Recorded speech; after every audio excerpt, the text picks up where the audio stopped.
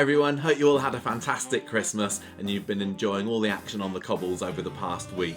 Now we have got a bit of a festive treat for you today. You might remember that last month Gemma and I were lucky enough to be invited over to Media City for a special Coronation Street press day where, among other things, we got a chance to sit in with a bunch of journalists on an interview with brand new Corrie producer Kate Brooks. Now what we haven't told you, and we've been keeping a secret since then, is that after that we were able to squirrel Kate away into Kev's garage for an exclusive interview of our own. Now this is only a quick chat and we didn't want to talk spoilers for 2025, but what we were able to find out is a bit about how the first few months as producer had been, what it means to her to be at the helm of Coronation Street, and what her vision for the show is in 2025. So sit back, grab a mince pie and enjoy our exclusive chat with Coronation Street producer Kate Brooks.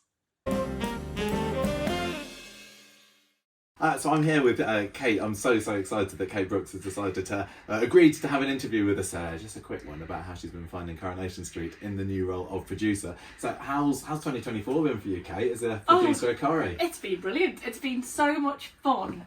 We are weirdly standing in Kevin Webster's garage in the little office bit, which is weirdly lifelike. It is. It's very realistic. I mean, so realistic. There's posters. There's there's half jars of coffee and everything. So yeah, we are.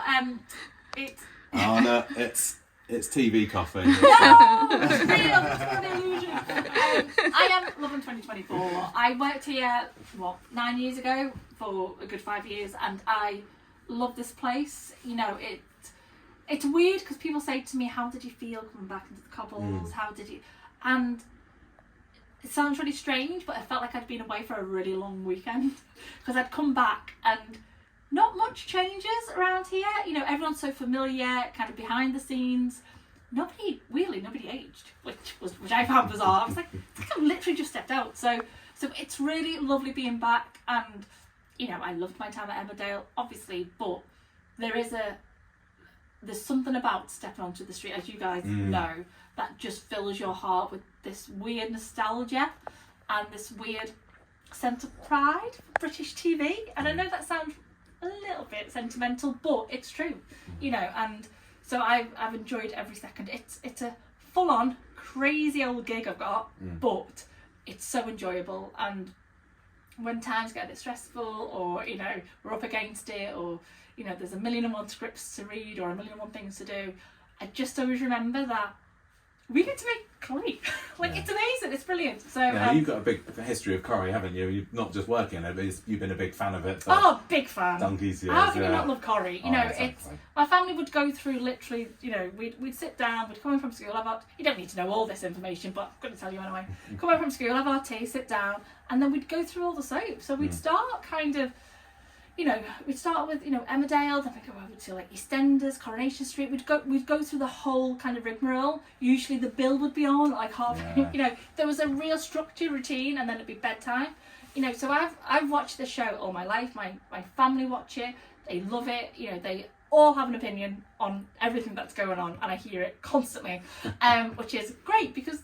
You know, ultimately, you know, we make telly for the fans, we make telly for the audience, we don't make it for ourselves, you know, and I think it's really important that you need to love what you do, you need to love Corrie, and I think if you don't, then that kind of shows.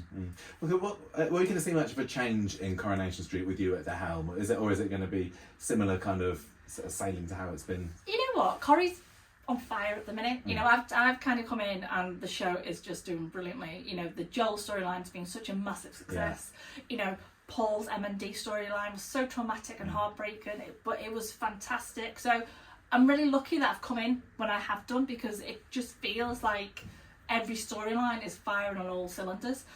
So there will be more of the same. There'll be a little bit more of the same. There'll be a lot of kind of non-conventional storytelling. There'll be a lot of non-linear storytelling. I was going to ask about that because we have seen in the past 12 months or so more flashbacks and effects and things. So we're going to see more of that. We're going to see more of that. We're going to, you know, I kind of, you know, for me, as long as it's rooted in story and rooted in character, then I think the audience will come with us, whatever kind of journey we want to take them on. So I'm all for kind of stylistic episodes. I'm all for kind of shocks within the episode. I'm all for kind of, you know, taking people down one path and then absolutely pulling the rug and then realising that, oh, okay, so this is what the story is. So I love keeping people on the toes and guessing, and I think that's what I kind of want to do more of. They've done it so well kind of in the last 12 months, and the audience have loved it. They've really responded well, more of that. We're brilliant. We've got some of the best actors, some of the best writers, some of the best teams in the business. Why would we not utilise that? That's brilliant about what you said about keeping people guessing, because we're a spoiler-free podcast, and we do love it when we're watching an episode and something happens that we had no idea wasn't in the press. So if that's what we're going to see more of with you at the helm, I'm all for it. There's going to be a lot of that coming up, and there's going to be a lot of shock moments. There's going to be a lot of gasps. There's going to be a lot of, oh my god, they did what?